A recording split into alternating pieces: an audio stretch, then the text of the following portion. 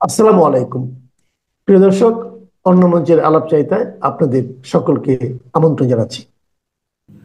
দেখুন দর্শক, আপনাদের সেনাবাহিনী, আপনারা মাঝে মাঝে বলেন না ভারতের সঙ্গে সমমর্যাদার কথা, তা আপনাদের সেনাবাহিনীর সঙ্গে আমাদের সেনাবাহিনীর তফাৎটা আমি আপনাদের শুধু দেখিয়ে দিচ্ছি। আজকে একটা জ্বলন্ত প্রমাণ আপনাদের দেব ভিডিওর মাধ্যমে, যা আমার কথা নয়, যেটা ভিডিও কথা বলবে। এই জ্বলন্ত প্রমাণটা আমার হাতে এসছে, তাই আপনাদের সামনে উপস্থিত করছি যে আপনাদের সেনাবাহিনী কতটা গদ্দার। 3 থেকে 5 আগস্ট তারা কিভাবে দেশকে বিপন্নতার দিকে ঠেলে দিয়েছে জেনে শুনে, যেটা কোনো দেশপ্রেমিক সেনাবাহিনী করবে না, সেটা বাংলাদেশের সেনাবাহিনী করে দেখিয়ে দিয়েছে। এবং সেটা অডিও ভিজুয়াল ভাবে রয়ে গেছে আমাদের কাছে সে তথ্য। আমাদের ভারতীয় সেনাবাহিনীকে দেখুন আর আপনাদের সেনাবাহিনীর এই ভিডিও দেখুন। আপনারা এই ভিডিও দেখলে আপনাদের চোখ খুলে যাবে যে যে মানুষটাকে এই সেনাবাহিনীর হাতে পড়ে আপনারা যে হারিয়েছেন, আজকে সেই মানুষটা জন্য সারা পৃথিবী কিন্তু উদ্বেগ প্রকাশ করছে। এবং সারা পৃথিবীর নয়, আমাদের দেশের হাজারটা দল রয়েছে, মত রয়েছে, তারা কিন্তু এক কথায় শেখ হাসিনার ভারতে থাকার ব্যাপারে সরকারের পক্ষে এসে দাঁড়িয়েছিল এবং আজও দাঁড়িয়ে আছে। বাংলাদেশ প্রশ্নে তাদের অবস্থান কিন্তু এতটুকু নড়েনি, কারণ বঙ্গবন্ধু ছিলেন দেশপ্রেমিক, তার সুযোগ্যা মেয়ে তিনিও একজন দেশপ্রেমিক মহিলা। আপনারা বুঝতে পারলেন না যে কিছু গদ্দারের পাল্লায় পড়ে, কিছু ছেঁচড়ার পাল্লায় পড়ে আপনারা কি রত্ন হারিয়েছেন। আপনাদের বাংলাদেশকে তত্তর করে যিনি উন্নতির শিখরে নিয়ে যাচ্ছিলেন, ভারতবর্ষ কিন্তু বাংলাদেশকে সঙ্গে নিয়ে নিয়ে চলছিল। আজ আপনারা বলেন না যে বাংলাদেশকে বেঁচে দিয়েছেন শেখ হাসিনা। এখন আপনারা বুঝতে পারছেন যে শেখ হাসিনা বাংলাদেশকে বেঁচে দেননি, বরং শেখ হাসিনা ভারতবর্ষ থেকে অনেক কিছু আদায় করে নিয়েছিলেন বাংলাদেশের জন্য। আজকে অনেকে এই যে গদ্দার বাহিনীর ভুল বোঝানোতে অনেকে হয়তো সেই সময় ভুল করে নেমে পড়েছিলেন। আজকে তারা কিন্তু হাড়ে হাড়ে টের পাচ্ছেন, মুখে কিছু বলছেন না।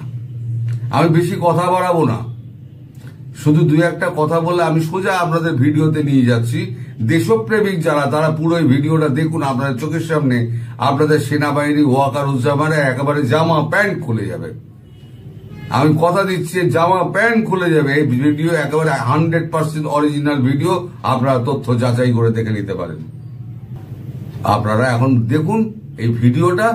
এই ভিডিওটা দেখার পরেতে আপনারা বুঝতে পারবেন যে আপনাদের সেনাবাহিনী এবং সেনাপ্রধান কত বড় গদ্দার এবং কিভাবে দেশকে আমেরিকার কলোনিতে তৈরি করে দিয়েছে। এই আপনাদের ভারতীয় বাংলাদেশ সেনাবাহিনীর প্রধান হচ্ছেন ওয়াকারুজ্জামান। কি দেননি শেখ হাসিনা বাংলাদেশ সেনাবাহিনীকে? টাকা দিয়েছেন, বিদেশে শান্তিরক্ষা বাহিনীতে পাঠিয়েছেন, তাদের রেশন দিয়েছেন, তাদের প্রচুর সুযোগ সুবিধা দিয়েছেন, তার বদলে পিঠে চাকু মেরে দিল। আমরা বলে বিশ্বাস করুন পারতাম না। সুতরাং ভবিষ্যতে ভারতের সঙ্গে বাংলাদেশকে সমান অধিকারের কথা আর বলবেন না এই ভিডিওটা দেখার পর। সবাইকে ধন্যবাদ, ভিডিওটা দেখুন। সেনাপ্রধান আমাকে ডেকেছিলেন ওনার বাসায়, এবং আমাকে এর আগের দিন রাত 12টা 20-এ উনি টেলিফোন করে বলেন আপনি একটু আমার বাসায় আসবেন, এবং আমাকে বললেন উনি দাঁড়িয়েই যে আমি আপনাকে ডেকেছি, আমি আপনার কাছ থেকে আমার 3টা বক্তব্য রাখতে চাই। এই বলার পরে উনাকে আমাকে একটু কফি দিল, কফি খাচ্ছি। উনি আমাকে বললেন ঠিক 10:30 আমাকে ভারতীয় সেনাপ্রধান টেলিফোন করবেন। তখন বাজে আমার মনে হয় 10টা 25। আমি ঘড়িটা দেখে বললাম তাহলে তো আমার চলে যেতে হয়। উনি বললেন না, আপনি বসেন, আপনি শুনেন। 365 দিন যে এত ছোট, এত অল্প সময় পার হতে পারে, এটা আজকে এই অনুষ্ঠান আসার পরেই আমরা বোধগম্য হলাম যে এতটা দিন পার করলাম, এত একটা বড় ইভেন্ট হয়ে গেল। আমাদের প্রত্যাশা কি ছিল, কি পেয়েছি, কি আমাদের ভবিষ্যৎ। ঠিক এই দিনেই আমি কিন্তু আমাকে সেনাপ্রধান আমাকে ডেকেছিলেন ওনার বাসায়, এবং আমাকে এর আগের দিন রাত 12:20 উনি টেলিফোন করে বলেন আপনি একটু আমার বাসায় আসবেন, এবং সকাল 10টায়। আমি ঠিক সকাল 10টায় ওনার বাসায় যাই, এবং বাসায় যাওয়ার পরে উনি কিন্তু ইউনিফর্ম পরে দাঁড়িয়েছিলেন। ওনার বাসায় যারা গিয়েছেন ডান দিকে ওনার একটা অফিস আছে, এবং আমাকে বললেন উনি দাঁড়িয়েই যে আমি আপনাকে ডেকেছি, আমি আপনার কাছ থেকে আমার 3টা বক্তব্য রাখতে চাই। নাম্বার 1, আমি আর 1 ফোঁটা রক্ত চাই না, আর ঝরুক। দ্বিতীয়, উনি বললেন আমি কোনো ক্ষমতা চাই না। তৃতীয়, আমি এই বর্তমান পরিস্থিতির অবসান চাই, এবং আপনার একটা পলিটিক্যাল কানেকশন আছে, পলিটিক্যাল সার্কেলে আপনার যোগাযোগ আছে, আমি আপনাকে দিয়ে এই কাজটা করাতে চাই। আপনি কাইন্ডলি মেজর স্টেক হোল্ডারকে সবাইকে বলেন আমি ওনাদের সাথে দেখা করতে চাই, অতি সত্বর যেখানে ওনারা চান সেখানে আমি যাব, এবং এই বর্তমান পরিস্থিতির আমি একটা পলিটিক্যাল সমাধান চাই। তা আমি ওনাকে বললাম আমাকে কেন? বলছে আপনার একটা কানেকশন আছে, আমি এর জন্যই বলছি। এই বলার পরে ওনাকে আমাকে একটু কফি দিল, কফি খাচ্ছি। উনি আমাকে বললেন ঠিক 10:30 আমাকে ভারতীয় সেনাপ্রধান টেলিফোন করবেন। তখন বাজে আমার মনে হয় 10:25। আমি ঘড়িটা দেখে বললাম তাহলে তো আমার চলে যেতে হয়। উনি বললেন না, আপনি বসেন, আপনি শুনেন। আমি তখন বললাম যে দেখেন, আপনি আমার উপর যে এতখানি আস্থা রেখেছেন এটাই আমার জন্য অনেক সম্মানজনক। আমি চাই না আপনাদের কথাপত্তনে এমন কথা হোক যেটা পরে আপনি পছন্দ করবেন না। তা আপনি you talk yourself, let me go. তা আমি ওখান থেকে বের হয়ে স্ট্রেট হয়ে চলে গেলাম। গলফ কোর্সে আমি গাড়ি রেখেছিলাম, তো ওখানে যেয়ে আমি প্রথমে ফখরুল ভাইকে, বিএনপি সেক্রেটারিকে টেলিফোন করলাম যে দিস ইজ দি মেসেজ। উনি বললেন ভেরি ওয়েলকাম মেসেজ, আমি একটু আমাদের নেতার সাথে আলাপ করে আপনাকে জানাবো। তখন আমি ওনাকে বললাম যে দেখেন আমার তো সবার টেলিফোন নাম্বার নাই পলিটিক্যাল নেতাদের, আপনি আমাকে নাম্বারগুলো, আপনি এই কাজটা করেন। উনি বললেন যে নো, এটা আপনাকে দায়িত্ব দিয়েছেন, আপনিই করেন। তা আমি বের হই, উনি আমাকে তার নাম্বারগুলো দেন, আমি যোগাযোগ করে যতজনকে পেরেছি খবর দিয়েছি। ওই খবর দিয়েই কিন্তু আমি ঠিক মনে আনুমানিক 11টার দিকে আমি এই রাওয়ার সামনেই যে চত্বরে তখন বক্তব্য রাখছিলেন, জামিল ছিলেন, সাকত স্যার ছিলেন, ব্রিগেডিয়ার শাহিদুল আনাম ছিলেন, ওনারা সবাই ছিলেন, এবং ওনাদের সাথে এই প্রসেশনে যোগ দিই। তো তখন আমি আনুমানিক তখনই আন্দাজ করতে পেরেছিলাম যে বড় কিছু একটা হতে যাচ্ছে। তবে সেই দিনই যে পতন হবে এটা আমারও ধারণা ছিল না। পরবর্তী যখন আমি চেক ব্যাক করলাম, বুঝতে পারলাম আমার সাথে কথা বলার পরেই কিন্তু 3 বাহিনী প্রধান গণভবনে গিয়েছিলেন। ওখানেই তারপরে ওনারা পার্সিউ করলেন যে প্রধানমন্ত্রীকে যেতে হবে। এই ছিল সারসংক্ষেপ। এবং পরবর্তীতে আমি যখন এখানকার আন্দোলনে যোগ দিয়ে আমি ফিরে গেলাম, আমার টেলিফোনটা কিন্তু গলফ কোর্সে আমার গাড়িতে রেখে গেছিলাম, যে দেখি অনেকগুলো কল। আমি কল রিসিভ করে যখন করলাম তখন সেনা সদর থেকে জানানো হলো আপনাকে যেই দায়িত্ব দেওয়া হয়েছিল ওনারা কি সব প্রস্তুত। আমি বললাম যে লেট মি চেক ব্যাক, যদি ওনার প্রস্তুত থাকে ওনাদের সবাইকে সেনা সদরে আসতে বলেন। তা আমি সেই সঙ্গে সঙ্গে টেলিফোন করে বললাম সবাই আপনারা সেনা সদরে চলে আসেন, যদি কোথাও বাধাগ্রস্ত হন আমাদেরকে জানান, আমরা সেনা বাহিনী তখন তাদের আপনাদের উঠিয়ে আনবে।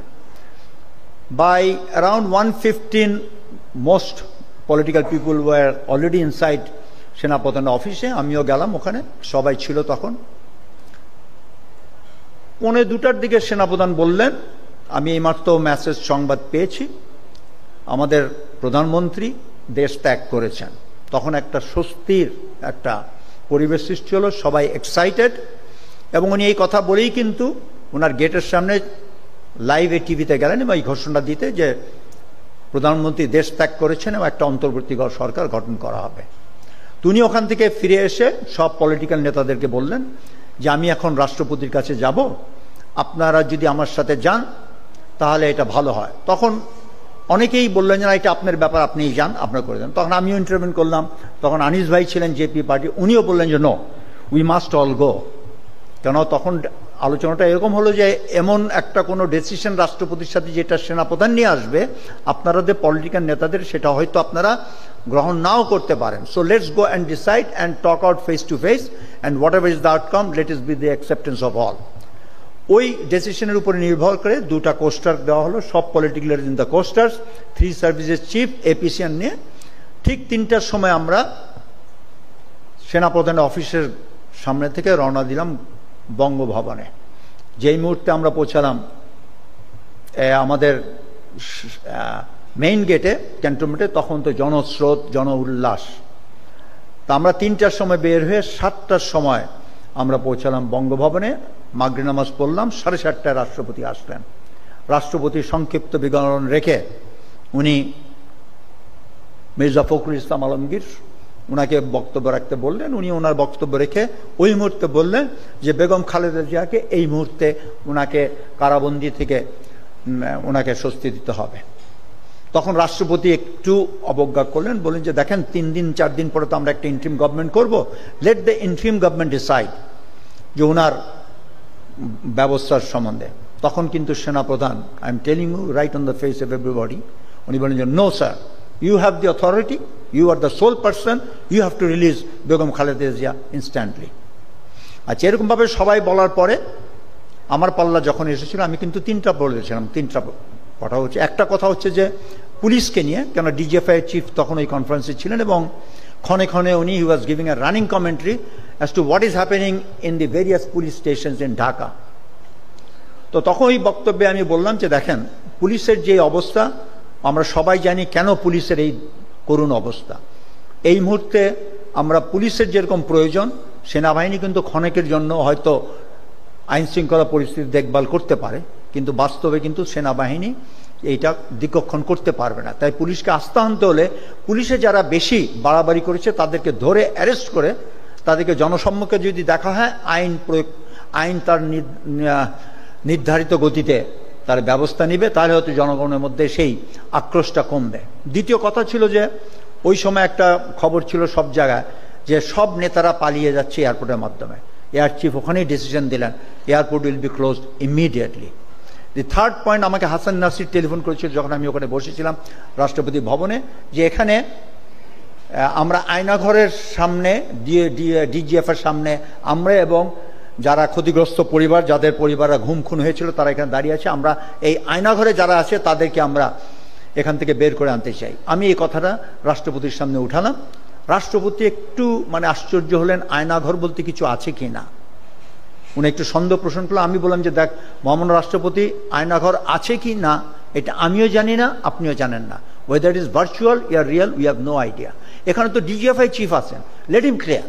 ওই মুহূর্তে সেনাপ্রধান কিন্তু স্টেজে বললেন, sir I will take care of it, they will all be released. So that was the scene that day. তখন কোনো কারোর প্রশ্ন বিপ্লবী সরকার কারোর মনে আসে নাই, সবাই কিন্তু প্রশান্তিতে শান্তিতে ছিল যে স্বৈরাচার পালিয়েছে।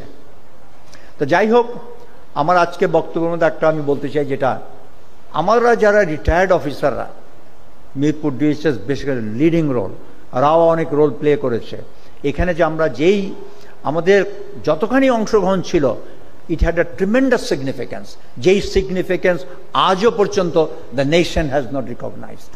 And we as a team, আমার মনে is time we must recognise. কেন 3, 4, 5 এই 3 দিনের মেইন ঘটনা এবং আমাদের রিটায়ার্ড অফিসারদের পারফরমেন্সের জন্যই কিন্তু, আমাদের বিদ্রোহের জন্যই কিন্তু সেনাবাহিনীর উপরে এটা একটা বিরাট প্রভাব পড়েছে এবং সেই প্রভাবের পরিপ্রেক্ষিতেই কিন্তু আমি মনে করি হাসিনার তক্তা উল্টাইছে। তা আমাদের এই স্বীকৃতি অবশ্যই দিতে হবে।